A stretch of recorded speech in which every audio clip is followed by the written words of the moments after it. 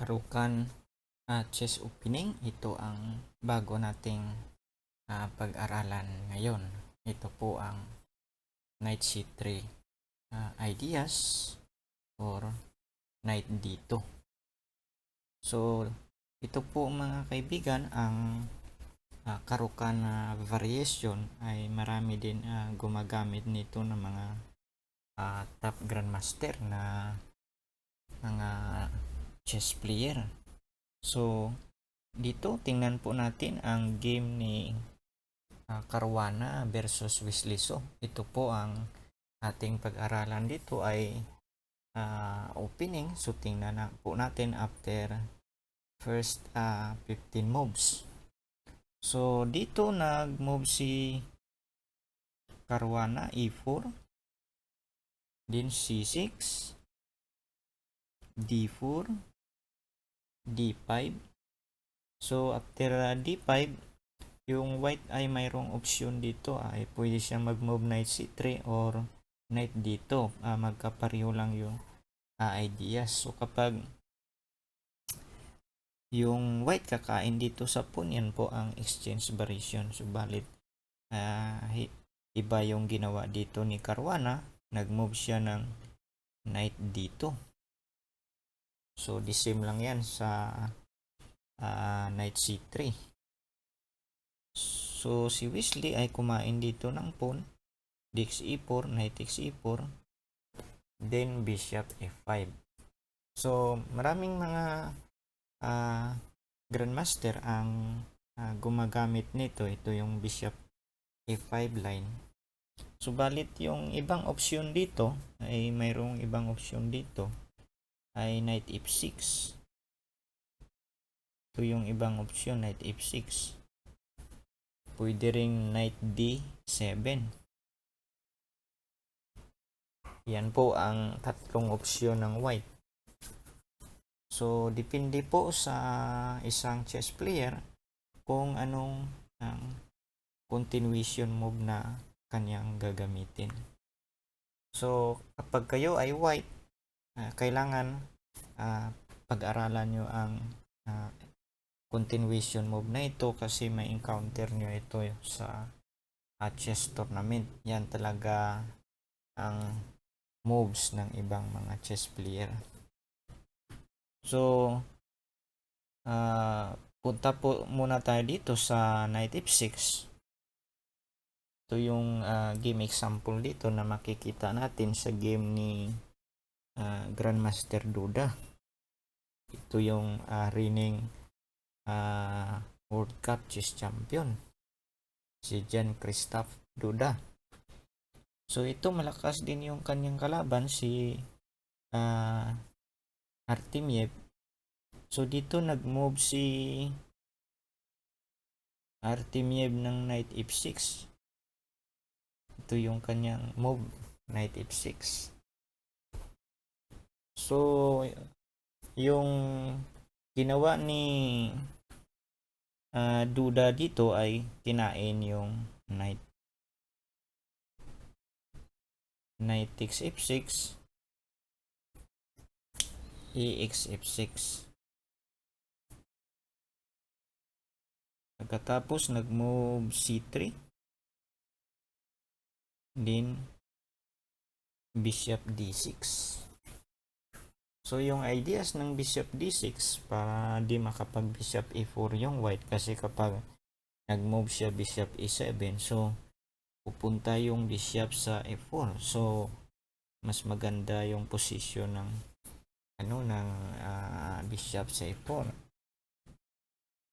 So, bishop d6 para ma-prevent yung developing move ng white ng bishop e4. So, bishop d3. So, after bishop d3, yung move ni Artemiev ay bishop e6. So, balit dito sa isang game ni Duda versus Magnus Carlsen, yung move ni Magnus ay nagka-sulking side. So, iba't ibang ideas dito. Yung kanilang ginagawa. So, dito tayo muna sa kay Artemiev. Nag-move siya ng bishop e6. Ayan po. Then, knight e2. Then, queen c7. Mayroon pong attack dito sa h2. Queen c2. So, hindi pwedeng nakakasol yung black sa king side. Kasi na under attack yung pawn. So, knight d7.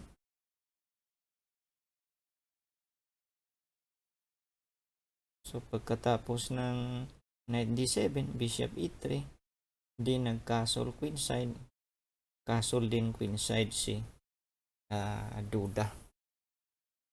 So, dito po makikita po natin na yung pieces, yung ideas ng white at saka black, tingnan nyo po ng mabuti.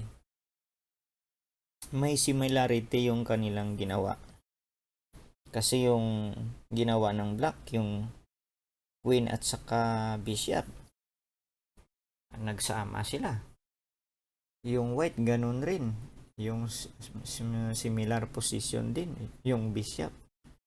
So, at saka yung knight position. So, dito sa position, makikita nyo na pinag-aralan ng mga grandmaster kung saan mas maganda yung square para sa kanilang pieces. So, after castle queen side, hindi po ito pwede kakainin ng black kasi matrap yung kanyang bishop. So, delikado yung kapag kakainin dito. So, yung kanyang ginawa ay nag-move ng rook e8. Pagkatapos, c4, c5, it's trade. So, pagkatapos nag-capture sa pawn sa d4. Knight takes d4, bishop c5. Yan po ang position. So, dito naging mas maganda yung position rin ng black dito. Kasi mayroon siyang attack. Mas maganda yung position ng kanyang dalawang bishop. So, king b1, din nag-move ng knight e5. Knight b5, mayroong attack sa queen. Queen b6, capture. So, yan po ang position. Then, bishop e4. Knight takes c4, nagbigay ng pawn, counter attack. Mayroon pala doong tactic. So, king b8. Then, queen c3. So, king takes e7. King e1. So, dito po ay na one piece down dito si Duda. So, sa bandang huli, natalo po siya dito sa kay Artemiev. So, nagkamali po siya dito. Sayang yung knight doon, yung tactical, karoon ng tactical error. So, balik po tayo dito sa move ni Duda versus Carlsen. So, dito nag-move kanina ito yung move ni Artemiev, yung bishop e6. Pagkatapos, knight d7, queen c7, nag-castle siya queen side. So, naging maganda na naman yung outcome ng kanyang opening. Subalit, dito si Carlsen ay nag-castle king side. Sa kabila siya nag-castle. Ito, ang game na ito ay nangyari noong year 2020. Subalit yung game ni Artemiev, ganun rin, the same year. So, yung ideas ni Artemiev at saka kay Magnus Carlsen ay magkaiba. Si Artemiev nag-castle queenside, si Magnus nag-castle kingside. So, ito po ang mga ideas dito sa dalawang grandmaster na makikita natin. So, depende talaga sa plano ng isang chess player kung saan siya kakasol, kingside or queenside. So, depende yan sa kanyang plano. So, dito nagkasol si Carlsen, din queen c2. So, kapag nakita nyo, the same pa rin yung sit up ng queen at saka bishop. Merong attack doon sa h7. Pagkatapos, nag-rook e8. Nag-check, din knight e2. So, h5, bishop e3. So, dito makikita nyo po yung set up ng position. Magkapareho po kanina sa previous position na ginawa ni Duda. So, the same yung kanyang set up. Nasa e3 yung bishop, yung knight. Subalit, dito ay nagkaso lamang ng king side si Magnus Carlsen. So, knight d7. So, triple castling. So, the same yung setup na ginamit ni Duda versus kay Artemiev. So, b5. Then d5. c5, bishop takes b5. So, dito pawn sacrifice si Magnus. Ito yung tinatawag na mayroong counter attack. So, rook b8. Nag-move lamang ng c4. Then a6, bishop a4. Rook e7. Pupunta yan ang rook sa b7 kasi mayroong attack after knight b6. So, tingnan po natin. Knight g3. Ayan po. Or knight e5 pala yung kanyang preparation ni Magnus. So, knight e4. Mayroong attack sa bishop. So, ayan po ang ginawa ni Magnus Carlsen. So, yan po ang kanyang counter attack mula doon sa pawn sacrifice. So, b3. So, yung attack ni Magnus ay hindi naman gaano kalakas kasi nakapag-depend pa rin dito na maigi si Duda. So, rook b4, bishop dito. Rook takes, pawn takes rook. Terrible yung ginawa ni Magnus Carlsen, nagbigay na naman ng exchange sacrifice. So, bishop e5. Then, rook d1. So, ito po yung position ay nagkaroon po dito ng advantage yung white. So, mali po yung ideas ni Magnus Carlsen dito na exchange sacrifice dahil yung kanyang pieces ay lack of coordination. So, wala na pong masyadong contact yung kanyang mga pieces para magkaroon ng attack dito sa queen side. So, yung ginawa dito ni Duda dahil lamang siya sa position, so dandahan niya na i-trade yung kanyang pieces. So, dito nagkaroon siya ng pass pawn. So, tingnan po natin, h4, h3, d knight g6, rook e3. Ito yung ideas para ma-trade yung rook sa b3. So, knight e4, g4, then bishop g6, king d1, f5, knight takes d6, queen takes d6, then g takes f5, bishop h5, then f3.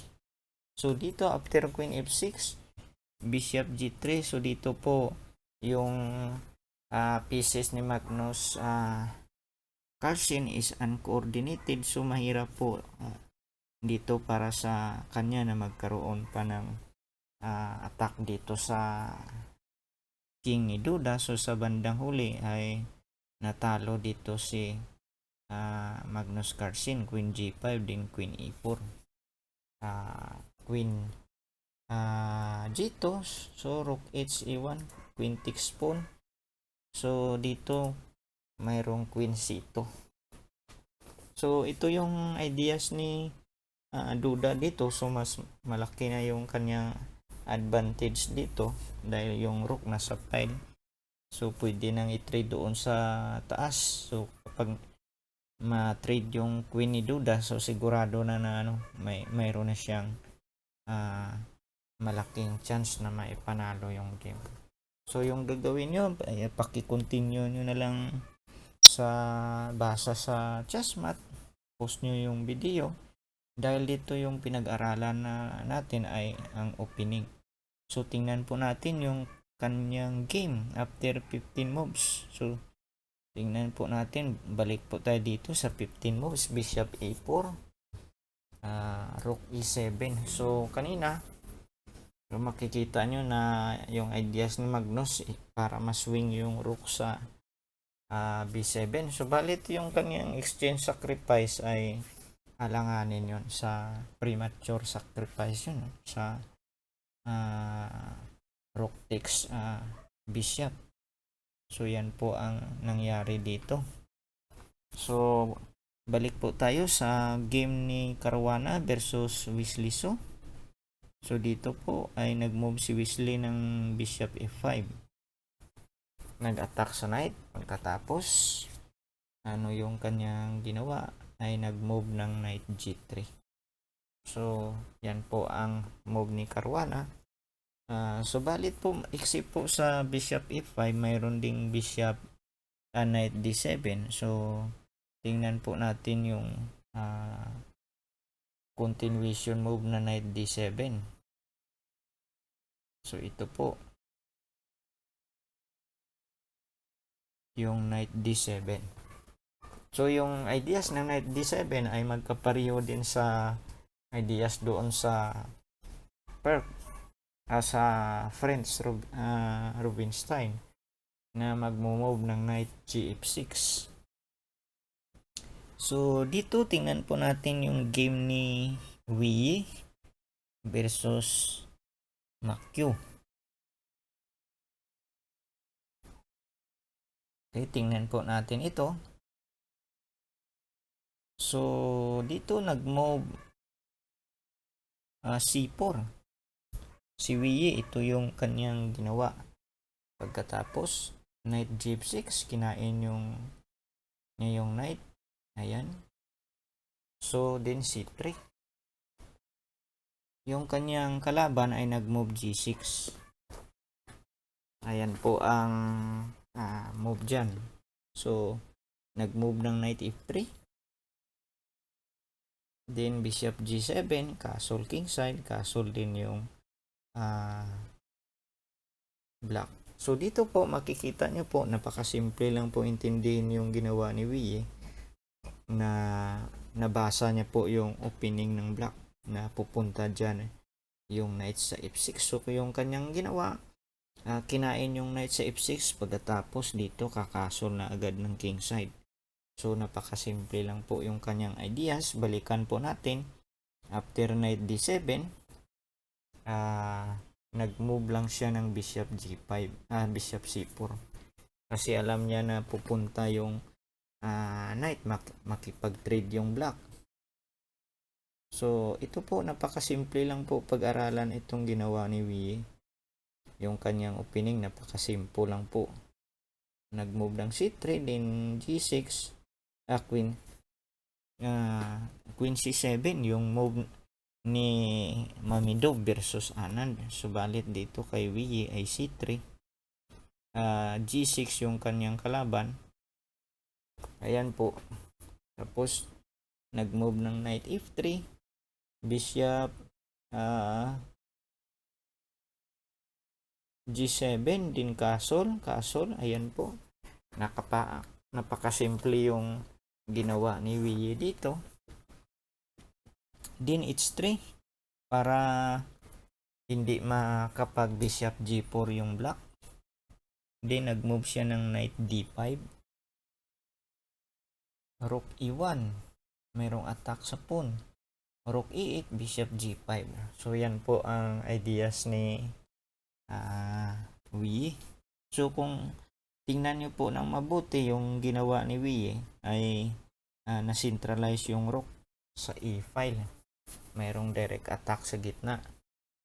So yung bishop ay pupunta sa G5 para makontrol yung diagonal papunta dito in case na atakihin yung kanyang bishop, pupunta dito sa G3 na square para makontrol yung E5 na square. So napakasimple lang yung ideas dito ni Wye.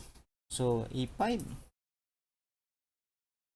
then A4, H6, bishop H4, G5, bishop G3. So ayan na po ang posisyon na sinasabi ko na kapag atakihin yung bishop ay pupunta lamang sa G3 square.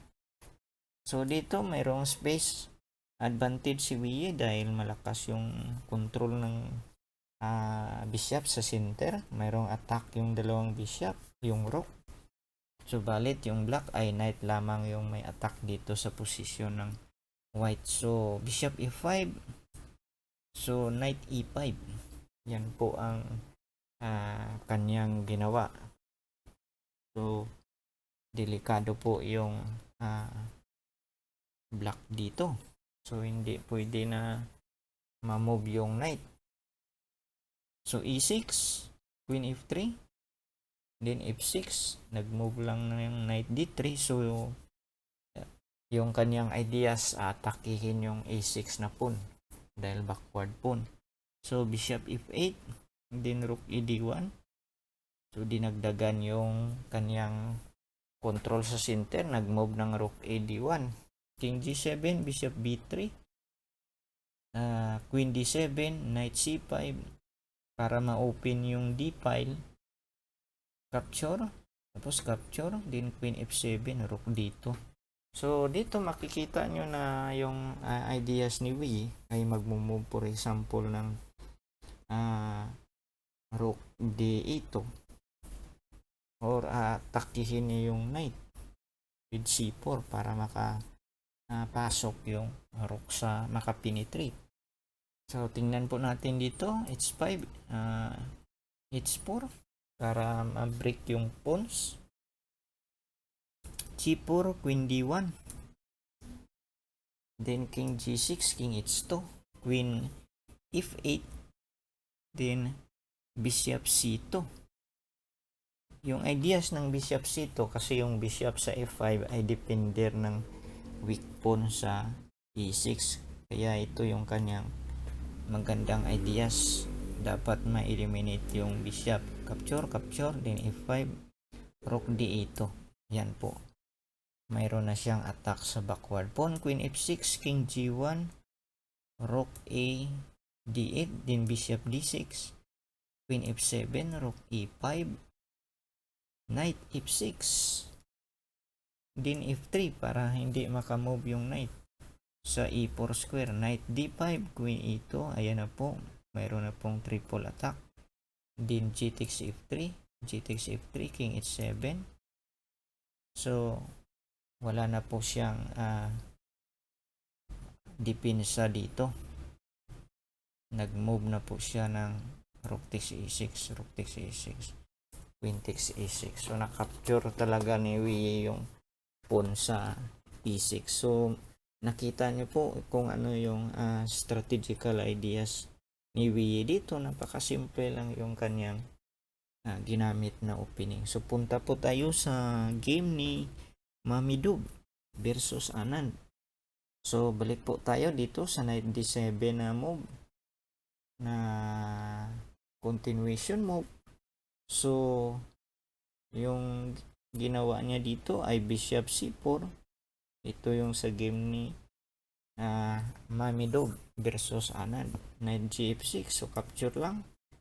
So dito mga kaibigan, merong old games dito ay knight G5, atakihin yung pawn sa F7.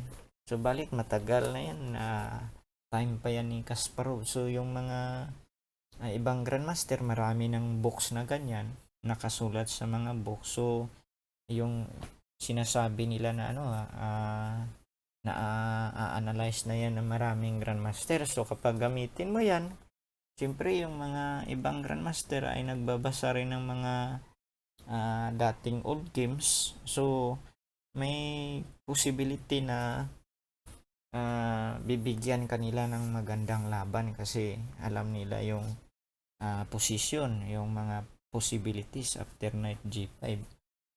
So ito yung bagong ideas na nakita nila para maiwasan yung bookline kasi marami nang nag-a-analyze yan. So knight g takes f6, knight takes f6, pagkatapos c3, then queen c7 yung move ni Anand. Ayan po. Subalit yung kanina yung kontra ni kalaban ni Wei ay g6. So dito after queen c7, knight f3, then bishop g4, h3. So kumain po dito si Anand, then e6, castle kingside. So nag-castle kingside.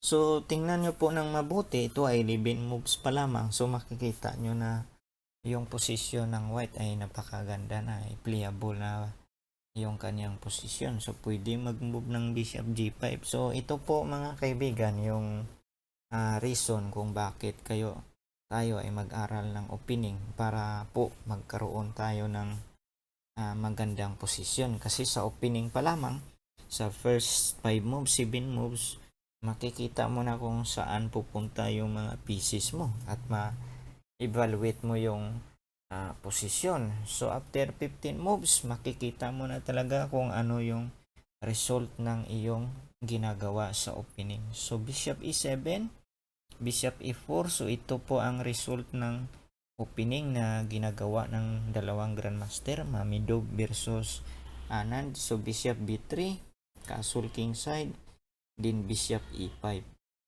Ayan po ang kanyang ginawa.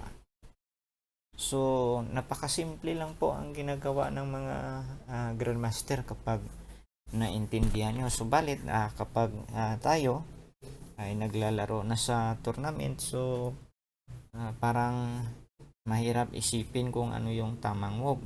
Subalit kapag tingnan mo yung ginagawa ng mga grandmaster ay napakasimple lang kasi iba yung kanilang thinking, iba rin yung thinking ng mga player below grandmaster level. So a5, e3, queen d8, rook e1, din bishop d6, rook a d1 para ma-centralize yung major pieces. So nangyari po dito sa kanilang game ay na uwi po ito sa tabla, na-equalize yung position.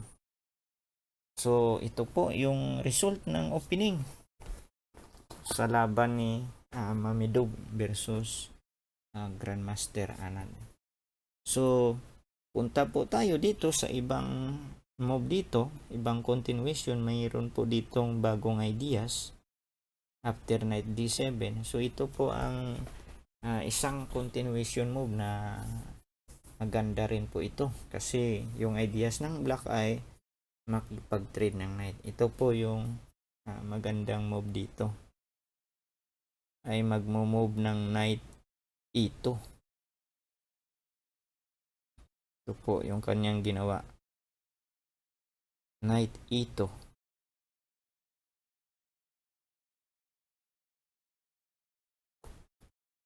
Ayan po mga kaibigan. So after knight e2, knight gf6 kasi yan ang knight df6. So knight 2, g3, then knight takes c4, knight takes e4, bishop e5, knight c5. So yung knight nang gugulo doon sa kabilang side. So b6, then knight e6, e6, bishop d3, bishop takes d3, queen takes d3. Ayan po ang posisyon. So balit dito ay ang ganitong klaseng position ay para po ito sa mga positional chess player. Kung kayo ay positional, so ito yung magandang continuation move na gamitin, yung knight e2 to g3. So bishop d6, bishop d2, then knight e7, castle queenside, castle din yung black doon sa king side, din h4, b5. Yan po So dito makikita nyo po na walang masyadong attack. Yung white dito ay hindi mo makikita kung nasaan na yung point ng kanyang opening. So balit dito ay control the center yung ginawa, ay nag-move queen e4, di knight d5. So it's 5, nagsiset up ng king side attack. So balit yung kanyang knight nandoon sa gilid ng board ay pangit po tingnan. So yan po ang result ng continuation move na knight e2. So balik po tayo dito sa game ni Caruana versus Wisliso.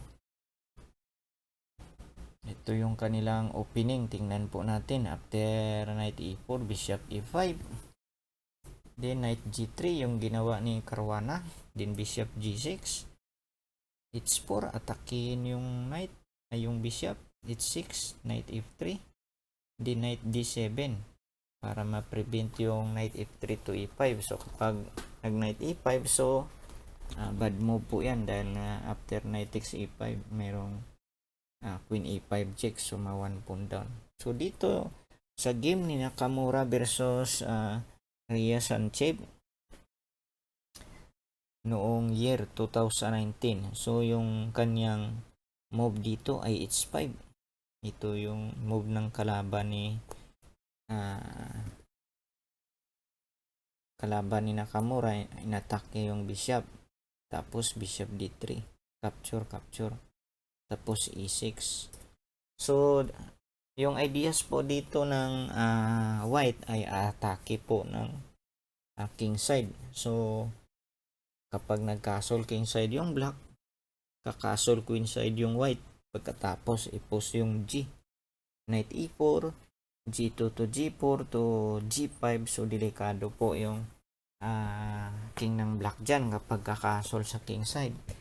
So after e6, bishop d2 para hindi maka move ng queen a5, knight g6, castle queen side. Ito po yung strategical plan po dito ng white, ay kakasol po muna ng queen side bago mag-attack. So wag nyo pong kalimutan, castle muna bago atakihin yung king side ng white kapag kakasol yung kanyang king doon. Subalit yung black, dahil alam niya na delikado doon yung kanyang king kapag kakasol ng king side, so dito rin siya sa king side, queen c7, knight e4. So castle, tapos g3. Ano yung ideas ng g3? Magmo-move siya ng bishop f4. So kapag nag knight takes e4, so queen takes e4, so pabor po yan sa white yung position. So yung problema dito ng ng black kapag kakain dito, queen takes e4, knight f6, pupunta lang dito sa queen e2 yung queen. Tapos mayroong ideas na magna knight e5. So dito itong delikado yung weak pawn sa f7. So bishop e7, then capture, yan queen e2. Yan po ang ideas. Tingnan nyo po ng mabuti yung pawn sa f7 dahil naka-block po yung bishop sa e7. So may possibility mag-move ng bishop f4, then knight e5. So yung position po ma-dominate po ng white yung center. So rook h e8, king b1 muna, knight d7. So ito depensa para hindi makapag knight e5, rook h e1, king b8, c4. So dito sa position, tingnan nyo po ng mabuti, i-centralize yung rook, dalawang rook. So dito yung gagawin niya ay mag-breakthrough sa d5. Mag-move ng pwede rin mag-move ng bishop c3, tapos knight e5 para makontrol yung d-file. So king e8, so nag c5. Iba yung ginawa. Magmo-move siya talaga ng bishop f4 para control yung diagonal. Queen C8, knight, Queen C4, knight F6. Ayan na, nag knight E5 na. Mayroong attack sa pawn, rook F8. Queen E4, mayroong ideas na knight C4 to B6. Rook D5, knight C4, ayan na po, bishop D8, nagdipinsa. Mayroong threat na knight B6, dipinsa, so bishop F4. So, rook takes H5, rook E3. So, dito ay reinforcement ng attack para ang rook ay tutulong sa atake dito. So, E6, knight D6, din queen C7, knight takes B7. So, may ginawa po dito si Nakamura na tactic. So, makikita nyo talaga na yung knight sacrifice ay napaka deadly po na move na yan. So, losing na po dito yung black. Queen takes rook dahil 4 siya, dahil mayroong checkmate. After queen takes E6, rook B3. So, wala na yung black. Capture. King takes B7, queen B3, king C8. So, queen B8. So, after queen B8, mayroong queen D6, tapos queen takes C6. So, mauubos po yung mga pawns dito ng ng black. Mayroong bishop D6. So, capture yung rook sa F8. So, dito talo po yung kalaban dito ni Nakamura. So, balik po tayo sa move ni Caruana. Dito po yung kanyang move after knight D7 ay bishop D3. So, yung ginawa ni Nakamura ay nag-move ng H5. Ito iba yung kanyang ginawa. Yung ideas na eliminate yung bishop. Capture. Tapos E6. Bishop dito. So dito makikita nyo talaga yung position dito na yung bishop sa dito. Tapos yung queen dito sa ito. So, tandaan nyo po dito kapag nakapagkaso na po kayo ng queen side, ito po yung C4. Kasi yung queen nandito na eh. So, pag yung pawn ay nasa C4, so ready na po ipupus yung pawn sa D5. So, kapag kakasol siya ng king side doon, knight E4, tapos ipupus yung G4. So, kapag kakainin yan, mayroong rook, delikado siya. So, knight G6, castle queen side, bishop E7, king B1 muna. Castle, tapos knight E4. So, the same ideas po. Ito po ay nag-capture. Knight takes E4, knight takes E4, knight F6. So, ito po yung binabanggit ko. Queen E2 lamang. Pagkatapos, queen D5, mayroong knight E5. So, yan po. Hindi po pwedeng kainin ng black yung pawn kasi mayroong bishop C3. Tapos, knight D7. So, yung kanyang rook ay maka-penetrate sa D7 square.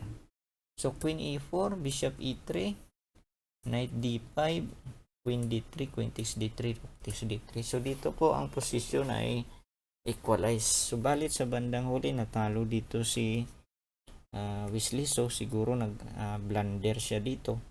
So, tingnan nyo na lang po yan sa inyong mga chess mat. So, pwede nyong i-post yung chess video.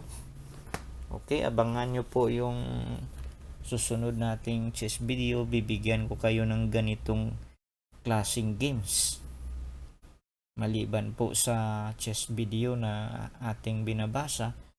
So, bibigyan ko po kayo ng mga ganitong klaseng games para mayroon po kayong matutunan. So, dito may improve nyo ang inyong knowledge sa opening. So, sana po kapag kayo ay nag-improve ang inyong paglalaro. So wag nyo pong kalimutan na suportahan ang ating channel. So maraming salamat po sa mga nag-subscribe dito. So magkita-kita po tayo sa susunod na ating mga chess video. Maraming salamat po.